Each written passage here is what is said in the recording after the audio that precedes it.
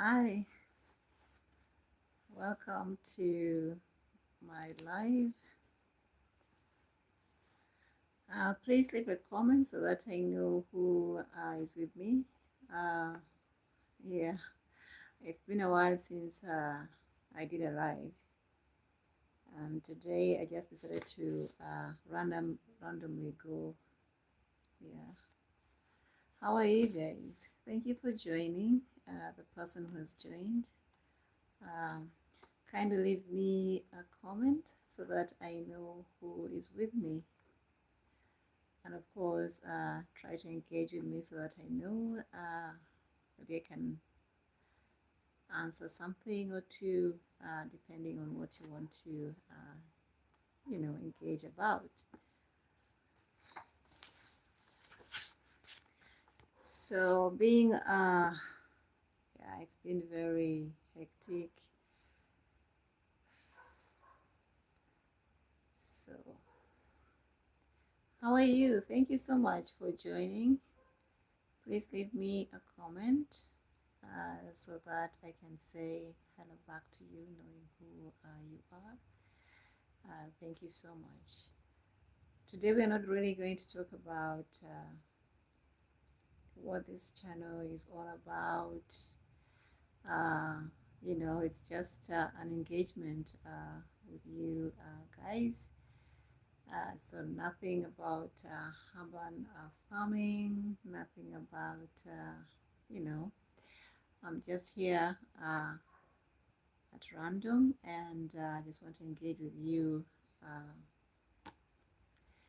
in whichever way, be it urban farming, be it anything. So today we are not specific with our topic. You are welcome to leave me a message. Yeah, like I said, it's been a while, yeah. So if you've just joined, thank you so much. I see a couple of people. Thank you for joining. I know it's late now in Uganda. Most people are trying to rest. So, all right. I hope you leave me a comment so that I can engage with you. Otherwise, we just tonight. I'm just reading the book. Yeah, that's what I'm doing. Yeah. So I'm going to read as a way, of course, for your engagement. If you want to talk about something, anything, yeah, you are welcome to talk about it, to discuss it with me. Like I said, we are not going to talk about anything in specific, not urban farming, which is what this channel is all about.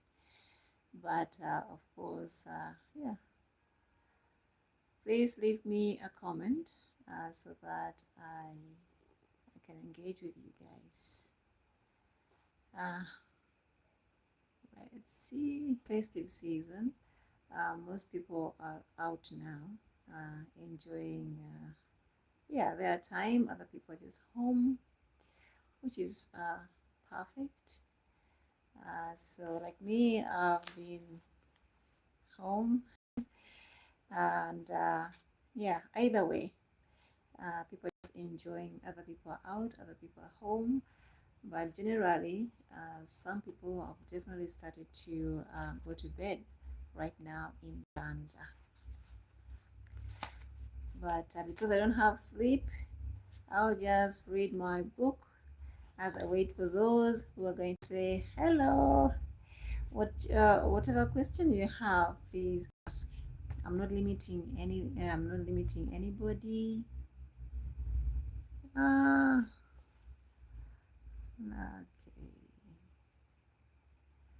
Let's see. Okay. Thank you so much for being here. I appreciate you guys so much. If you have just joined and you're the one with me, please say hello so that I know who you are. If you want to engage with me in any way, also leave me comment so that I am able to respond to you. Okay. We are just going to talk about anything and everything tonight. It's not specific, restricted to having farming or farming. So we are all about everything tonight. We're going to talk about anything that you want to talk about. Thanks. Yeah. There are people who have been with me from the very beginning until now, and you guys are one of those guys, and I really appreciate you. You are special. I need you to know that, okay? You are special, and I really, really appreciate you guys. So maybe the network, I don't know why it is freezing. The network is freezing, but it could be the connection with the Wi-Fi, but I don't know. Otherwise, thank you so much. Tonight, I just want to engage with you guys. I know it's been a while. Yeah, it's been forever that I've done live. So I just decided, okay, why not? I should do this, yeah. And tonight we're not specific. We're not restricting anything to urban farming. We are talking about everything else and wishing each other, of course, the best of 2026 yet to come. So thank you for joining. Please, if you have just joined, leave me a comment so that we can engage, ask you questions, and ask you questions. We can engage in different ways.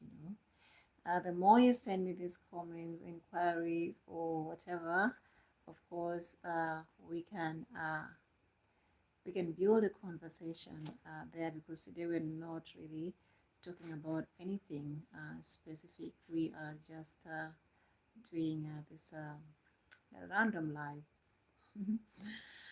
Otherwise, I of course been reading I don't think, of course, I got a book to read, because honestly I do not have sleep.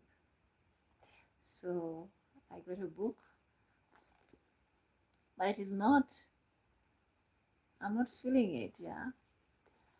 So maybe I'm just going to get another book, and then I'll read, yeah. Please engage. Hi, no. Hi, Novat. Yes. Good to know you're still there. How was your Christmas? And you guys, I know that out there people enjoy, I don't know how, I think people enjoy more with the decor and stuff like that. It is quite also very different from us here in Uganda, how we celebrate Christmas. So when it is, I know that out there, most people focus on, doing all these decorations, having this and that. But in my my homeland here, normally, let me tell you the Christmas in the villages. That is more interesting, actually. Those guys in the village. No, but I'm happy your Christmas was nice. Yeah. So when you visit in Uganda, you should visit Uganda sometime and spend some Christmas in Uganda too, in our very, very nice climate. Yeah. So it's been raining recently.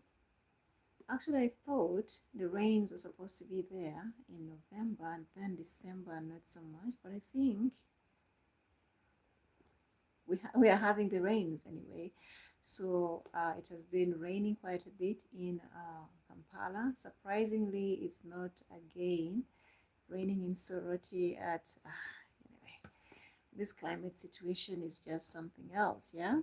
That is why we need to plant more trees, and we need to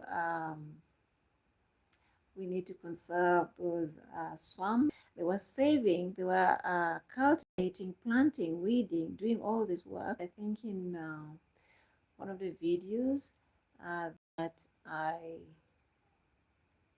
one of the videos that I posted some time back, yeah, a long time, yeah. It's of the decorations at church in the villages, yeah. They try, they will decorate, but of course not, be some, it's very, not even balloons. They usually use the polythene, the white polythene bags, and yeah, they blow that up like balloons, yeah. And then they tie with bouquet, like some leaves, some, yeah, those polythene bags, they blow it like balloons, and then they like some leaves from like bougainvillea, like flowers. Um, yeah, they decorate it using those things. So nothing is complicated in the village, yeah, nothing at all. So after church, we go back home, and yeah, people feast. Mm? Feast. Some homes do not have, of course, the music. Some of the homes do have that music system. You know, they just, oh, I used to love it when I was a kid. I used to love it because every Christmas you wake up with Christmas carols, yeah, like on loudspeaker. Everybody, like, it's just Christmas mode, yeah. You wake up and the homestead, there's a big loudspeaker that is put in the compound. So you just wake up and everybody's busy doing this, doing that, but the music is just playing and you're in the Christmas mood. You go for prayers, you're in the Christmas mood. When you come back and you're eating and you're, celebrating, it's nice, guys. I love the village. After eating, people, of course, sit around, enjoy. People drink sodas, local beers, these other beers. It's just, it's nice, yeah. I just love the way the people in the village celebrate. Unfortunately, this time I wasn't able to travel to the village during this time because I was a little bit the seeds follow. So those remains, yeah, we gather them and burn them. So it's better to burn those in the compound than burning the gardens, the fields, yeah, because what happens is you're displacing, these animals and stuff that are there in those fields. You're killing them. First of all, for those that cannot run to rescue themselves, and then you're chasing others that are stronger, of course, yeah, to run. They'll run to some other places. But most of the times, when we burn these fields, we are not just causing the pollution, yeah, in the environment, yeah, but we are also killing and destroying those living organisms that are present in that particular field. So let us try. Although I used to enjoy the celebrations of burning bushes during the New Year's, if you're going to the village, please try to discourage burning of tomorrow. I know these days I haven't seen it much though. It was those days that people used to burn the gardens, burn the bushes, yeah. So yeah, I haven't seen it of recent, although I think it's still ongoing, and I used to really enjoy it as a child. But for you who knows now what it does to the living organisms that are there, please don't encourage such culture of burning bushes. That really destroys a lot of living organisms, and yeah, we don't need to, because they're contributing a lot to the environment. We don't need to destroy them or displace them to some other places. And sometimes you don't even have where to go. That's the whole point. Sometimes these things, when you're burning the bushes, these animals don't even have where to go. And that is why we have been experiencing monkey issues here. at home here. I think I've made videos before where the monkeys have destroyed either corn, have destroyed this and that, yeah. It's because we're displacing these animals, yeah. Their natural habitats are being taken over, or we're destroying them, so they end up fleeing or dying for those who cannot and that cannot run. So let us try let us try not to burn bushes this time round, in celebration of New Year. For those that are going to do that in the villages, let us stop that culture of burning the bushes. It's very nice. It's actually very nice. You're seeing burning, but now growing up, it's quite. Growing up has, of course, wizened us up, so we should grow and implement what needs to be, on ground. So for those of you who are going to Teso, or in the villages where they burn bushes during New Year's Eve, discourage that culture and just burn whatever you can in the compound. Although that too is still pollution, polluting the environment, but still it's better than burning the other bushes that will destroy those living organisms. So guys, tell me how your Christmas, your festive season, how your Christmas went. You enjoyed Christmas, what is it? The festive season have gone? Tell me. Like I said, for us in this channel, we are all about urban farming, things to do with urban farming. But tonight, we are talking about things in general. But yes, if you have questions regarding that, I know that most people in Uganda are sleeping now, East Africa in general. But I also know that there are people out there who are still awake, and that is the European. Right. Yeah, you are polluting, yeah, the environment, releasing these gases into the environment, which are contributing highly to climate change. So if we grow our food, first we reduce the costs, second we reduce our carbon footprints, yeah, that's helping us reduce the release of these gases into the atmosphere. That will eventually, of course, affect us one way or the other by you know um, like enhancing climate change. So yeah, I'm very, very strong. I'm very, very serious about preserving our and conserving our environment, and also this fight against climate change.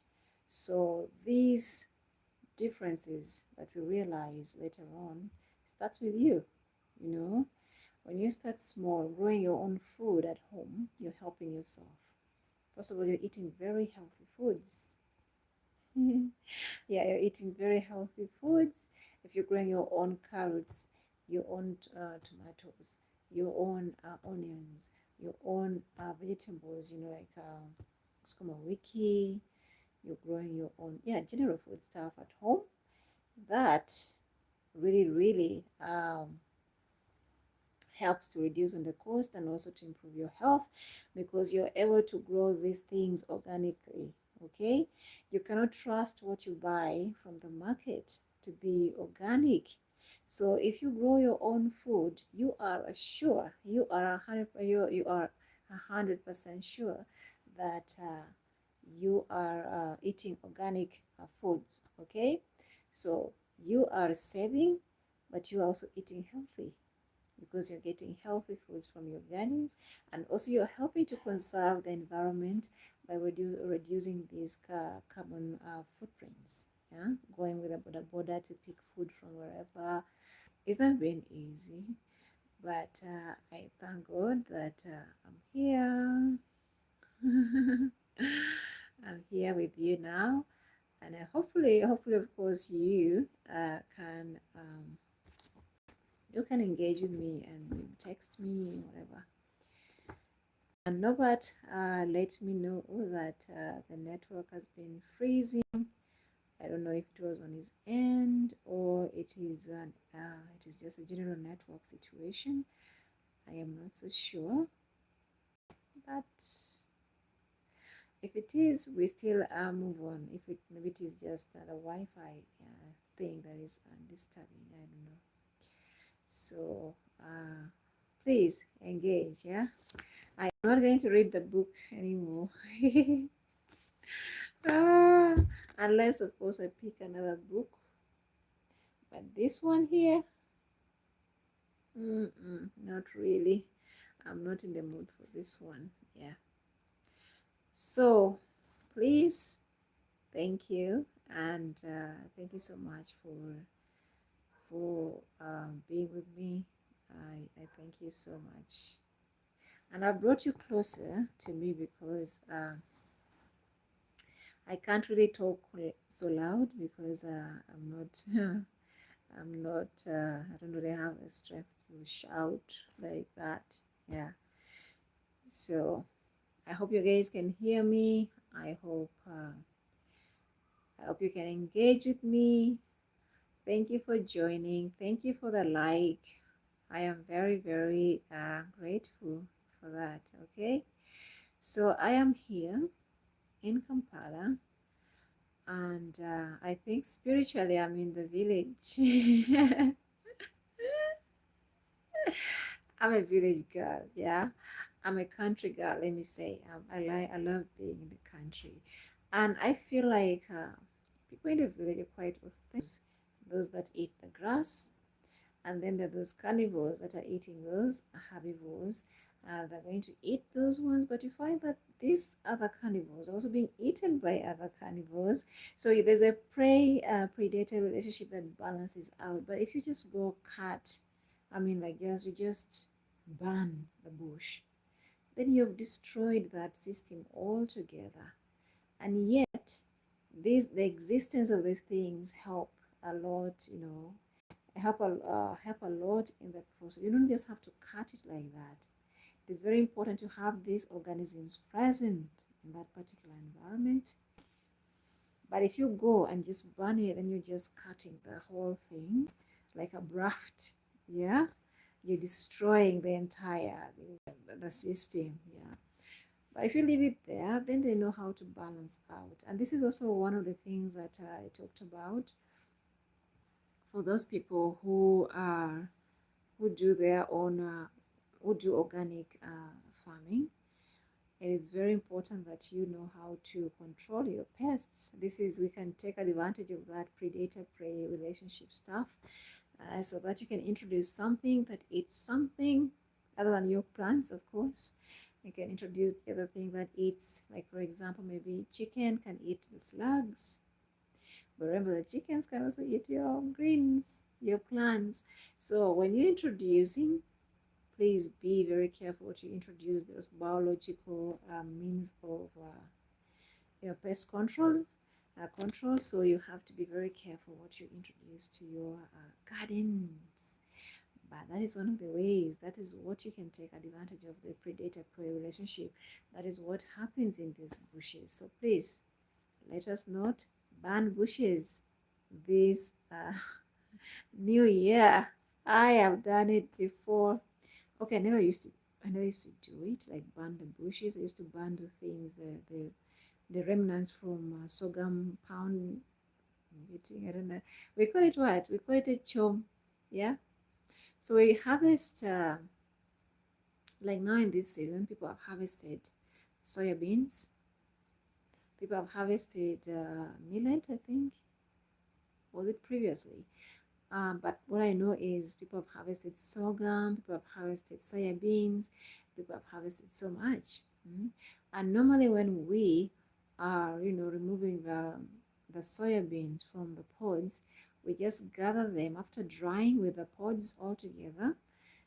We put them, like, we really sweep the compound very clean and stuff. Yeah, it's very nice. Yeah, so we sweep the compound and then pour the harvest from the fields there to dry properly. And then we have these sticks. We call it the names are disappearing when I want. We call it what? Ah, Lois. How can I forget when I want to teach you guys how we do things, yeah? But there are these long sticks, yeah, big, just like the pistol, yeah, no, that was bigger. But yeah, just some long sticks, yeah. So for women, you of course guys when they're helping, they just most times they're just standing. Guys, why don't you put iron sheets? So I realized that in the villages people don't really they don't really appreciate the culture. They want to see modern stuff. They want to see iron sheets. They want to see, glasses and stuff. But people forget how beautiful our cultures are. The cultural bit is just beautiful. When you have your grandma, they smell, yeah, because of the chemicals that have been used to preserve them, because nobody wants to make any losses. So you find that they are buying chemicals and treating these foods, which is very, very highly dangerous, yeah. So they treat this whatever, like for example, black-eyed peas. You find if you're not careful and you go to the market, you're going to smell. You're going to yeah, you're going to smell what is that? Chemicals in these peas, these foods being sold. So, but in those days, because things were stored very well, there was good aeration, good everything. So there was no need to use these chemicals. Even chemicals were not, people couldn't even afford that, yeah. So they needed to look for ways to preserve their foods, and that was a perfect way, except of course for like thieves and stuff, yeah. I don't think. All right, yeah. So it was very beautiful. It was really beautiful. Now, back in the day, how people used to do their things. They're not using soaps, chemicals like that to like soaps to wash their things. We're just using grass, and what? And then sand to scrub the saucepans. And then we're using the granaries. Yeah? And we never even used to take things to the machine. Like nowadays, people are like, oh, we need to take like rice, for example. Yeah. Back in the day, if you did not have the money, of course there were those machines, maybe in the centers or in towns, yeah. But you would find that like rice, for example, we used to harvest rice from our field, and after drying we just put it in our kisu, yeah, to pound, yeah. Your aruk, we call it aruk, eh? Your aruk, aruk, until you remove the shells from the rice, yeah. And then you keep I don't know how you call it, a peat. What is a peat? Like wind, yeah, winding or something, yeah, I think so. So, and then you appear. I'm going to use our local language, yeah? Then you appear. Aha. Then you put it back again, then a rook. So that's how we used to unshelve the rice. We never used to take to the machineries. Hmm? We used to use the local tools that were there. Guys, I'm speaking like I was born in I don't know when, but I appreciate these things because I was with my grandmother for a long time, yeah? And I used to learn. I appreciate the culture a lot. So even though some things you didn't need to go take the machines, like for example, back in the day, I also after harvesting our soybeans like that, we never used to have milk. Hmm? Sometimes we never used to have milk from the cows. There are those seasons that you don't have, yeah, they are not really there. So what what us kids used to complain about. So oh guys, I wonder what has happened with our power. Let me see. Ah, let's see what has happened. Yeah. So power just decided to go like that.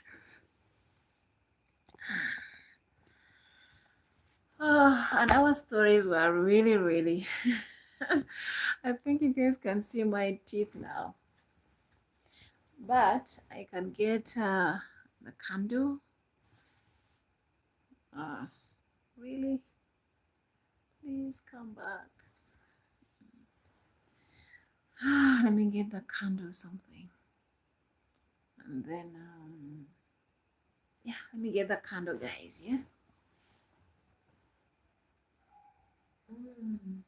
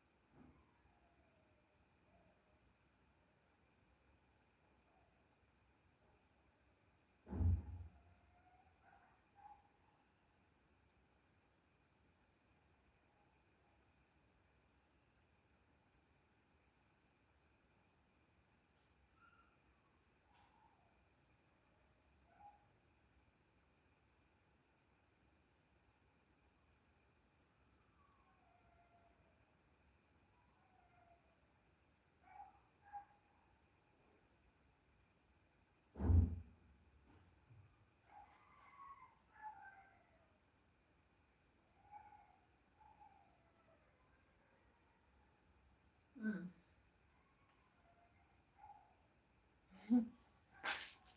There's a puppy that is crying. There's a puppy that is making a lot of noise. I think just scared for that. So we just lost power. I mean, it happens anyway. This is so hopefully it comes back. If it doesn't, we are going to use the candles for now. Right. Goodness.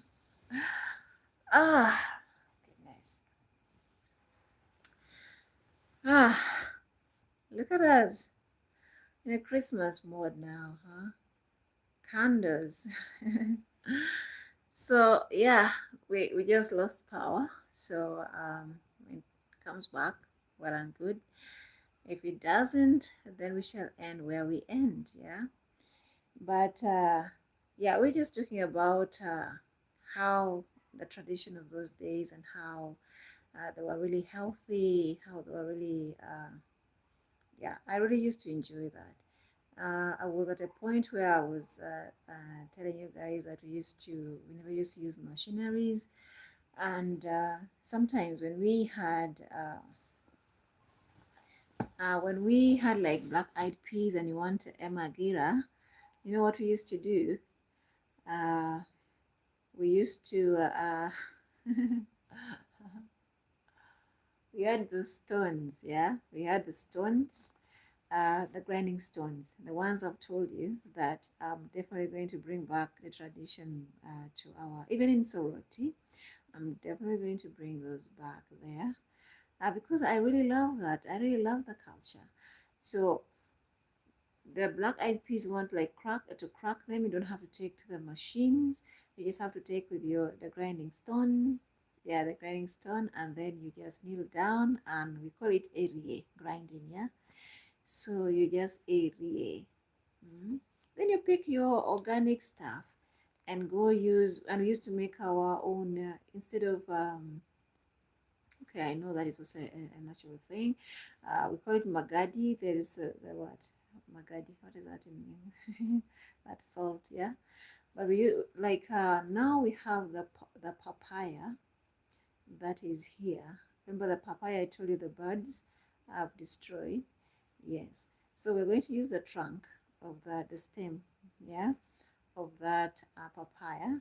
We're going to split it in tiny pieces, then dry. Then we're going to make our own local abalang.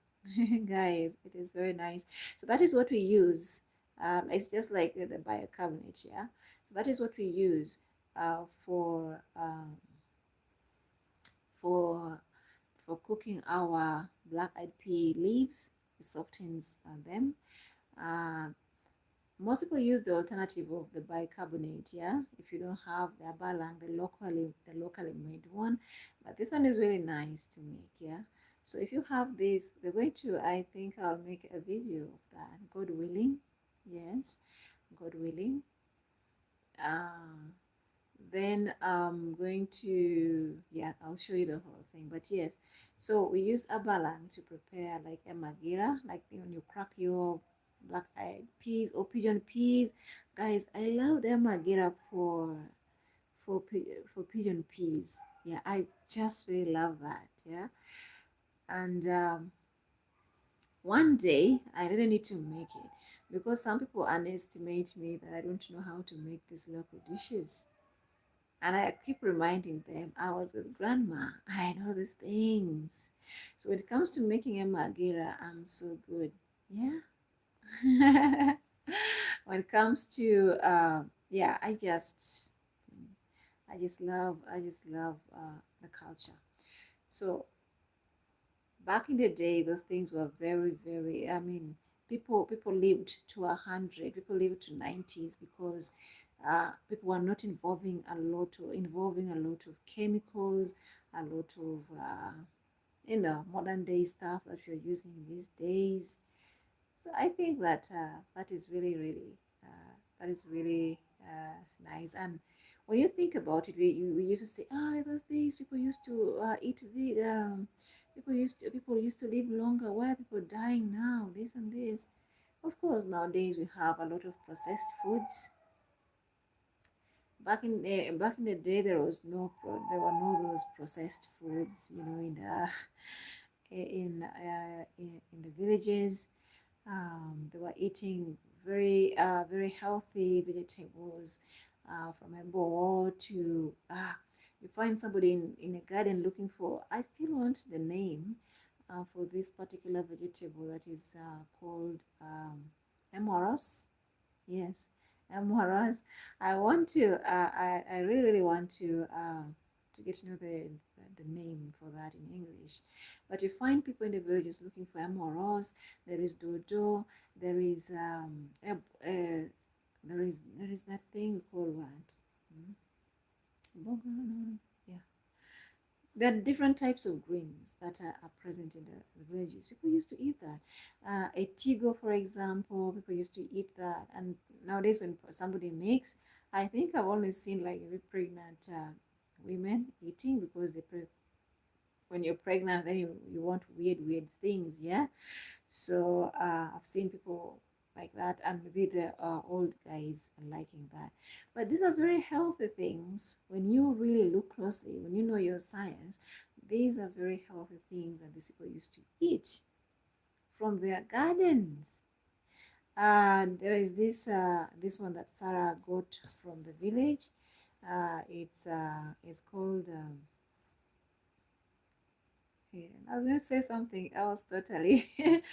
uh, but it is called Akobokob. Sarah recently got from the. I was looking for that thing. I was looking for Akobokob forever. I even sent somebody to the market, but thank goodness Sarah was able to find one of those homes. I couldn't be more. I'm so happy about that. But it looks like cucumber. But it's not cucumber. I think it's in the same family, obviously, because for us, also growing up, people think that akobukob you can only eat. You can only eat when you remove the seeds and then you dry and then no, no, no, no, no. Akobukob is exactly like cucumber. It's very looks very good. It can be yellowish, yeah. I think if you watch Sarah's video, maybe she did not show it closely, but yeah, she has it in one of the videos when she went to the village. So Akobuko is like cucumber, and these guys used to. I remember when I was younger, and we used to go to the wells.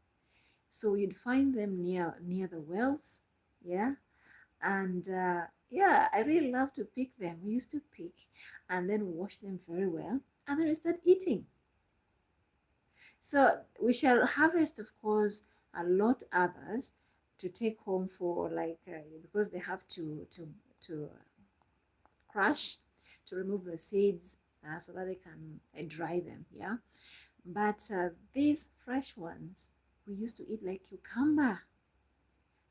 It smells like cucumber, everything cucumber, and it was beautiful. That see, these are the things people used to eat back in the day, and we're talking about why did those guys live for longer. Now I'm telling you the valid points why these guys actually live longer, because they were eating healthy, no processed foods. Even when they want meat, they either slaughter or get from friends or buy. Yeah, but their meat, yeah, the meat they get, they don't even use a lot of oil to fry. Most times they smoke them and eat with paste like sim peanut paste. Other times they will just dry it with salt. So guys, or the smoke with salt and they hang it there in the kitchen. And remember, in our rural kitchens, in the villages, um, we use a firewood mostly for cooking. So when you hang these meats that you have, brought, whichever way you've brought it, when you hang like maybe some meat to dry with your salt and the other one maybe you've smoked with salt and you've just hung it there, first of all, there are no flies that are going to disturb that particular meat because the smoke itself chases away the flies. In the kitchen, you hang like on the roof, yeah, because our kitchens, as I'm speaking of like those days, like when people still appreciated culture and we had grass thatched kitchens. So the kitchens, of course, are grass thatched. So these things are hung near to the roof, and the smoke that we are preparing food with, if you entered our kitchens back then, even now we still have a grass thatched kitchen. If you enter, you see like the whole grass like inside of that particular roof is black. It's because of the smoke from cooking. So when you're cooking using your firewood here, that smoke goes up and keeps these meats very fresh. So for somebody, if you don't want to, you just go pick, boil it with. If you don't want to paste it, you can just use. And we used to have these. That's why I always encourage you guys to have these cherry tomatoes. We call them a seremeji. A seremeji. A seremeji. Oh dear. Yeah, seremeji. Please, please forgive me, Tata, if I'm not pronouncing the things right. But yeah, we we have those seremeje like the cherry tomatoes in the villages. You can just pick those and then put there, then onions and finish. Sometimes you don't even have onions, just put whatever you have. And surprisingly, these foods come out very delicious, very tasty because our animals that are slaughtered also are normally very they're very tasty because they're eating right, they're eating a lot of pasture, natural stuff, yeah, grasses and stuff. So the meats are very tasty. So when you now have this, you can either you eat fresh ones, whatever parts you're eating, you can eat fresh. Then you can eat the smoked one with the salt. Then you can eat the other. Guys, so many options. So for me personally, I prefer eating that one that is smoked with salt. Yeah, you just go, and when you pick it, when you pick it from that kitchen, because of the constant smoke that is getting to it, it smells so good. Smells smoky. Yeah. Yeah, it smells very, very good. So that is also very healthy. So back in the day, I don't know if I told you about my grandfather. he never used to sit like my uncles. Where my dad would come with motorbikes, cars, but he would not get into any of those cars or whatever. He used to prefer riding his bicycle. Yeah, he would put on his his suit and then gets on his bike and starts riding either to church, wherever. Mm, because they wanted to keep fit. And even my grandmothers, they used to like to go to the gardens, and or maybe they are organizing the the cleaning up the compound and stuff. They always kept fit. They're always in the garden doing this, doing that. And by the way, the things that I'm calling it chum or a pit, eh? Like winding. I don't know if it's called that. Yeah, like that. All those are exercises. If you went to the gym, you'll be doing these exercises like this. Mm? So now imagine you're in the village, you're doing this, you're doing this. Why would you again go to the gym to do this? Yeah. So it is. Oh dear. So it is free. Yeah. It is. It is free gym in the village. Yeah. So that is why these guys used to actually live for a longer time. My grandfather died when he was 96. Yeah. And he only died because he had asthma. So it had complications, and for him, according to him, he didn't want to be a burden to anybody anymore. He wanted to be he was such a guy with dignity. A guy, he carried an aura. Mm? And our grandfather was this person, because our homestead was very large. So was this person that if you hadn't greeted him yet, you wouldn't feel like you had arrived home. So if you haven't greeted our grandfather yet, you'd feel like something is missing. You're not yet home. Mm? So what we used to do,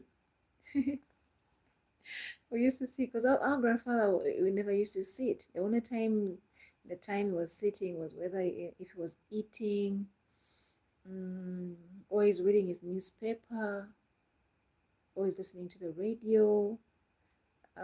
So the other times you find him doing cleaning, this, doing this, very, very clean guy. Like he was such, I loved him so much. So um, you would have to, if you had arrived early and you hadn't gone to greet him and he's still busy doing something, you have to hide, so that he doesn't see you. Otherwise, he will tell you, "Oh, what are you?" Like that. If we used to respect him that way, so would sneak like that, until I could go and greet him, like, "Oh, Papa, and Papa, yeah, yoga," like that. We finish with him. Hmm? You finish with him, and then you feel like, finally, I can show myself around. Yeah, I can be around. And I used to be like a fan of his grandchildren. I used to see any of us cry. Always, always there for us. Okay, I was very lucky because I got to spend more time with my grandparents.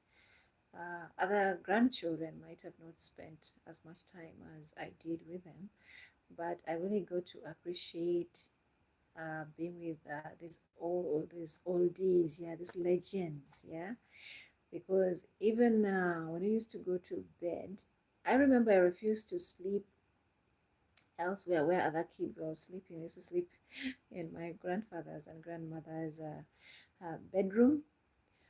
We'd just be there in the middle, and then would enjoy stories. Yeah, the guy would just sit on his bed. I was down here, and with my grandmother, and I would just sit. I would be listening to the stories he's telling, and he used to be very patient. He used to be so patient, telling these stories. And sometimes I would laugh. I would laugh until my ribs ached. Oh, so I would laugh so hard and then get tired. Then I start like dozing. Then I just go to, I just sleep. Then by 6, you hear like those BBC, how they announce their whatever, how the BBC guys announced their the news.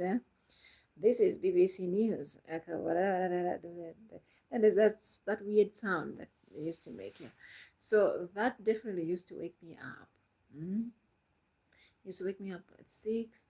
And yeah, it was just beautiful. Yeah, I just really loved being with the old guys. Yeah.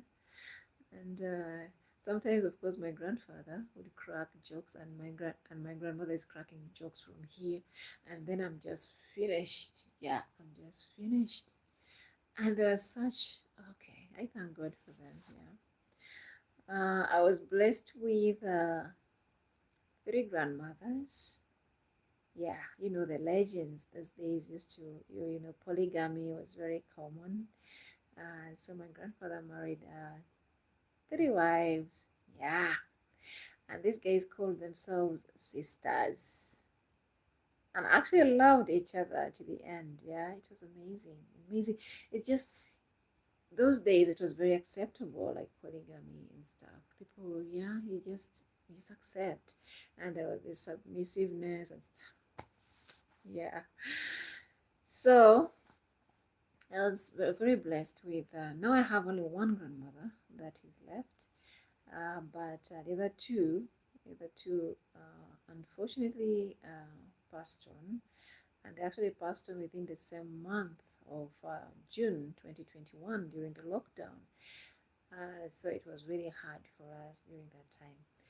But I also thank God for giving me that. I don't know how God does his things, yeah? He does things in mysterious ways because I remember being with my grandmother in sorority. She was not feeling very well. She used to come like just for her, whatever. And she was with me for quite some time because I did not have time to go to the village. So she was in sorority town for some time, and I really enjoyed that time. She was always praying. She was always like asking for friends, my friends, the stuff like. She used to really bless us. And now, then I also had the time to be with all of them all at once, like with the other one, with this one. So I go from here, then I go from there. I was just disturbing them all the time. Like when I'm in the village, I used to disturb these old women, and they loved it. Yeah. So we always like taking pictures and like just it was amazing. And I didn't even know that would be my last time spending time with them like that. But my other grandmother that died second came around in sorority, and I'd forgotten something in sorority. I'd just come back from sorority at the time, and I'd forgotten again something there. So before they announced the lockdown, I actually went back, and then I found grandma there. She was like, "Oh no, you're going back. I thought you stayed with me." I said, "No, grandma, I'm coming back." And we are happy, not knowing it was going to be the last time that I'll see her. But I thank God for the times that I spent with them because I got to learn a lot of things from these folk. Like from these guys, I learned so much, and I learned so much to appreciate the culture that our culture. Mm. So if you're an Etesot or a Tesot or whoever, please learn to appreciate your culture. Let us stop these things of modern stuff. Yeah, we can introduce if you have like iron sheet house, like modern housing in the village, it's okay. But let us not forget our culture. You can have also like some grass thatched. Yeah, it is very important for us to follow through with our, to maintain. It is us, this generation. Imagine, and the other generation is gone. And then our fathers are also gone. How is it going to be? Are we going to lose everything?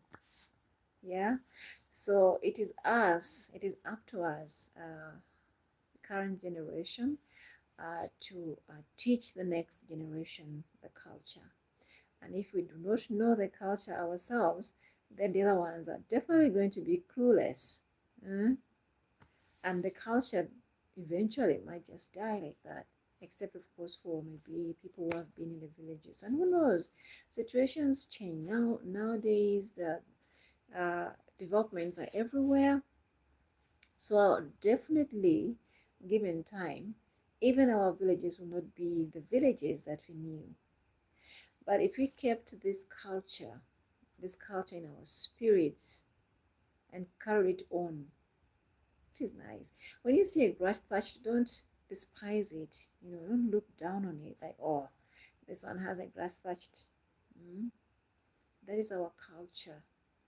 That is our culture that I believe that other people also love to get to know. So, as much as we have these modern housings in the villages, we can also have our own traditional houses so that we do not lose our culture. And then we can also introduce things like granaries back. How about that? Mm? Okay, I know that most people nowadays are quite sharp with this generation. They're going to steal, they're going to do that. But we can store some things that, we can find a way around it. But it's very important to just keep that culture, guys. Things like erite, I don't know, the local trays, yeah. Erite, things like a tool, guys. Remember when I was excited about the calabash last time? Unfortunately, when I was trimming and stuff, my calabash, I cut the tip without knowing because everything was entwined and they needed maintenance work. So I ended up cutting the tip of my calabash. We got a tool, right? So I brought a tool there. So it grows like big. We have like different sizes. We used to have the smaller, rounder ones, like this almost.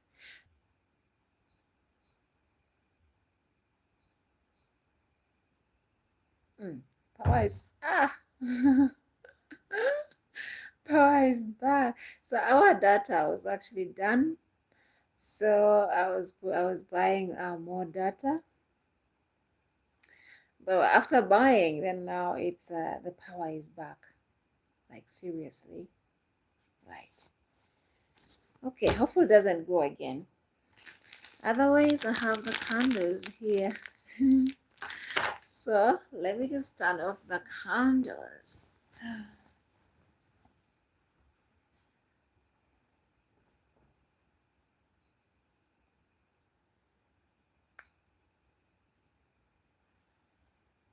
Okay. Yeah. So power is back. Right, so bright now. What was I saying anyway? Yeah, I was talking about what is it? I was talking about our cultural stuff. Yeah. Uh, yeah. So yeah, the calabash. I was very excited about the calabash that I had, but in the process of you know maintaining the garden, I whatever. So we used to have um, yeah, we used to have this size of calabash like that, and those we used to cut in half, and of course we used to have like we used to have like pots, like water pots, like big ones that were lined up in the kitchen, like maybe 8 of them, like a L shape, like 8 of them. So we used to go fetch water.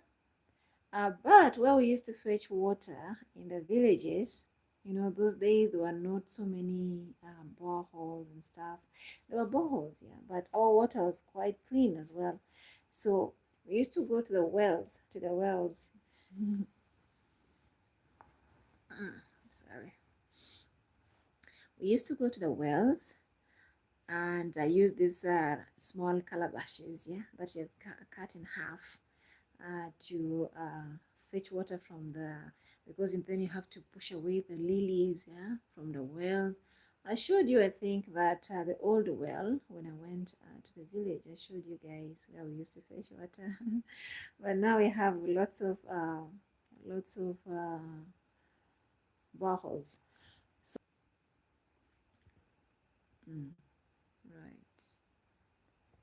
Let's see. What is that? Turn off the lights. Sorry. Let me turn off these lights. Okay. Okay. Aha. So then the big calabashes, yeah, you find, yeah, that one then huge. Those ones we used to use for making local yogurt.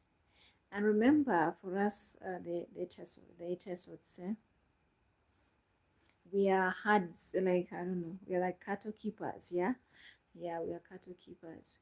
So we used to have lots and lots of animals, although nowadays we don't really have we don't really have so many like those days. But we are like cattle keepers, yeah, like culturally with the Karamojongs and us are quite related. And our cows disappeared because the Karamojongs took most of them. Mm. But it's very interesting. The relationship is very interesting. I think I mentioned here before, like when the Tessos, the ethnic group, is it the Nilo Hamites or something? Yeah. They were coming from Ethiopia, blah blah blah. Then at some point, the old guys said, we are tired, but the more energy, like those youngsters with more energy wanted to continue. So these old guys stayed behind to settle because they couldn't move any further. So they settled in Karamoja, and that is why they're like Karamojong, the old people. Like that is the meaning, the old sort of, yeah. Let me try with the story. Then they test. Then these old people told these youngsters that you will die. You're going to be a test. Yeah, you get dead people. Yeah, you're going to die. So these ones came and settled here in the east. These other ones settled in the northeast, and these ones settled here in the east. So the youngsters became tests. So, so the history. But now, because the old guys who settled first in northeast think the youngsters brought their animals with them, so the raidings started. That is why the Karamojongs come for our cattle, because they think the cattle originally belongs to them. Very interesting culture. I love it. I love that culture. So anyway, we are generally cattle keepers. So the calabash we use for these bigger ones, we use either for water. Of course, you can use any of them for water, whatever you want. It doesn't matter. It's not really restricted to one thing. But for me, like I used to see my grandmother every evening. She'd sit like after dinner when we were just jazzing and telling stories. Yeah.